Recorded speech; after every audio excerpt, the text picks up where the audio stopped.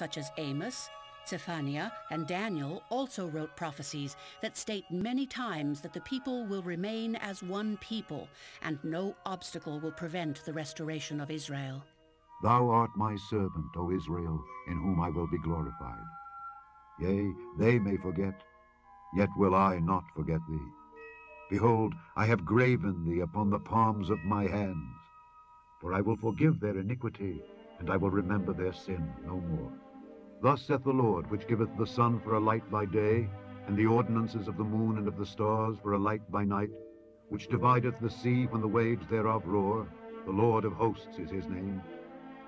If those ordinances depart from before me, saith the Lord, then the seed of Israel also shall cease from being a nation before me forever. The prophet Ezekiel lived in Israel around 586 BC. During this time, he had a remarkable vision called the Valley of the Dry Bones. I'm standing at the top of the Kidron Valley, a deep ravine that runs north and south, separating the old city on the west from the Mount of Olives over here on the east. As you can see, the Mount of Olives is covered with thousands of graves. The reason that this is such a popular burial place is because the prophet Zechariah says that when the Messiah returns, he will return to the Mount of Olives. And so it is believed those buried here will be the first to be resurrected. Every time I stand here, I am reminded of the great prophecy of Ezekiel about the end-time regathering of the Jewish people. It is recorded in Ezekiel 37. And he said unto me, Son of man, these bones are the whole house of Israel. Behold, they say, Our bones are dried, and our hope is lost. We are cut off for our parts. Therefore prophesy and say unto them, Thus saith the Lord God, Behold, O my people, I will open your graves, and cause you to come up out of your graves, and bring you into the land of Israel. That vision was given to Ezekiel 2,500 years ago. According to the vision, a time would come when the Jewish people as a nation would appear to be without hope. But just at the time when the world would write off the Jews as a hopeless people, God would resurrect them from their graves and bring them home to Israel. And note, Ezekiel said they would be regathered to Israel, not to Canaan, or Zion, or the Holy Land, or Palestine, but Israel. And that is precisely the name this land was given when the Jewish state was reestablished in 1948. Isaiah says that the root of Jesse will stand as a flag that will signal to the Jewish people to come home to Israel from the four corners of the earth. And in that day there shall be a root of Jesse which shall stand for an ensign of the people, and shall assemble the outcasts of Israel, and gather together the dispersed of Judah from the four corners of the earth. Notice what is right in the center, the symbol of the root of Jesse, the symbol of David. And just as Isaiah prophesied, it has served as a magnet to draw the Jewish people from all over the world.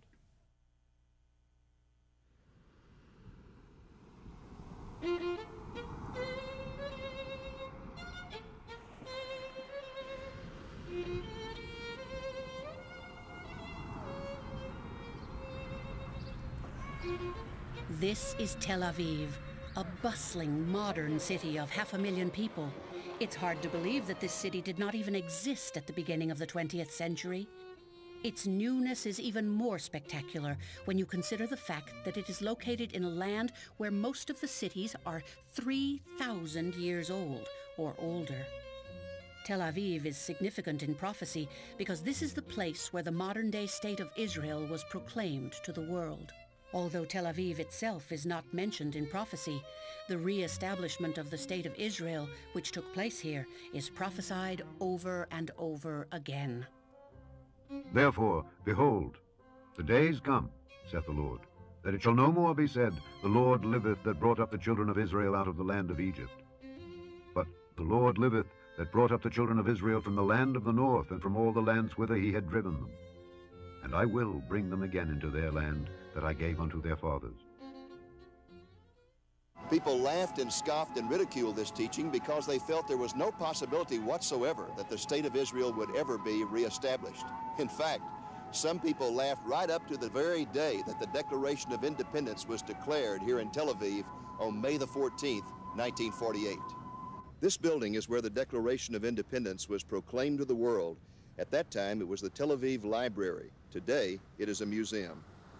The Declaration was read to the world by David Ben-Gurion, the man who was destined to become the first Prime Minister of Israel. David Ben-Gurion stepped up to this podium at 4 o'clock on Friday afternoon, May 14th, 1948, the 5th day of the month of Iyar, in the year 5708 of the Hebrew calendar. Reading from the Declaration, he said, "Exiled from the land of Israel, the Jewish people remained faithful to it in all the countries of their dispersion, never ceasing to pray and hope for their return and the restoration of their national freedom. Impelled by this historic association, Jews strove throughout the centuries to go back to the land of their fathers and regain their statehood. In recent decades, they returned in masses, reclaimed the wilderness, revived their language, and built cities and villages. It is," he continued, "the self-evident right of the Jewish people to be a nation, as all other nations, in their own sovereign state.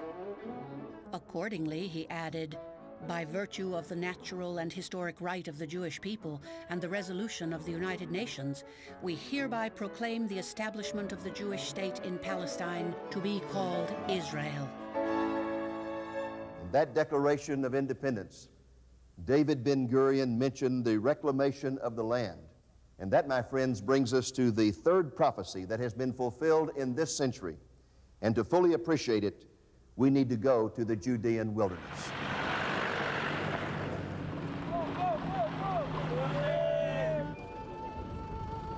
צמודים, זאת השאלה.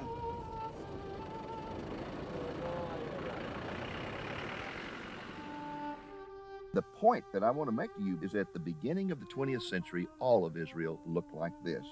It was a place of desolation, and it was a fulfillment of Bible prophecy. So that the generation to come of your children that shall rise up after you, and the stranger that shall come from a far land, shall say, when they see the plagues of that land, and the sickness which the Lord hath laid upon it, and that the whole land thereof is brimstone, and salt, and burning, that it is not sown, nor beareth, nor any grass groweth therein, even all the nations shall say, Wherefore hath the Lord done thus unto this land? What meaneth the heat of this great anger? Then men shall say, Because they have forsaken the covenant of the Lord God of their fathers, which he made with them when he brought them forth out of the land of Egypt. For they went and served other gods, and worshipped them, gods whom they knew not, and whom he had not given unto them. And the anger of the Lord was kindled against this land, to bring upon it all the curses that are written in this book. And the Lord rooted them out of their land in anger, and in wrath, and in great indignation. The land will become brimstone and salt, a burning waste. And that's exactly what happened to this land after the Jews were driven out in 70 AD. The trees were cut down, the soil eroded, the rainfall dwindled, and it became a land of nomads and desolation. The great American novelist Mark Twain came here in 1866. Listen